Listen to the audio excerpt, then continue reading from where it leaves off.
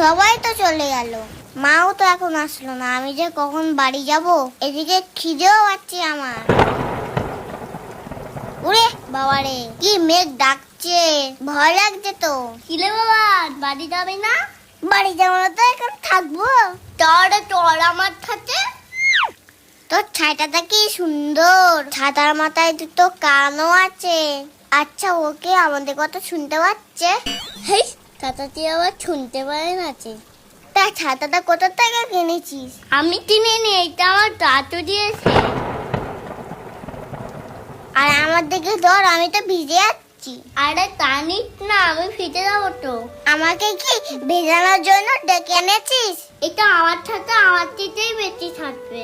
তা আমার দিকে একটু দে। না, আমার চিতে থাকবে না, এটা আমার দিকে থাকবে না, আমার চিতে থাকবে না, এটা আমার দিকে থাকবে না, তোর ছাতায় আমি থাকবো। তুই এসে গেছিস? আমি তো যাচ্ছিলাম ছাতা নিয়ে তোকে আনতে। সন্ধ্যে হয়ে গিয়ে সারা পৃথিবীর লোক বাড়ি চলে গেছে, তুমি আর কখন যেতে? তা তুই একা একা এলি কিভাবে? একা একা আসতে যাবো কেন? ফোরনের সাথে এসেছি, ওর কান ছাতার তলায়। তা বৃষ্টিতে না হয় জামাটা ভিজেছে, তা কাদাটা কিভাবে লাগলো শুনি?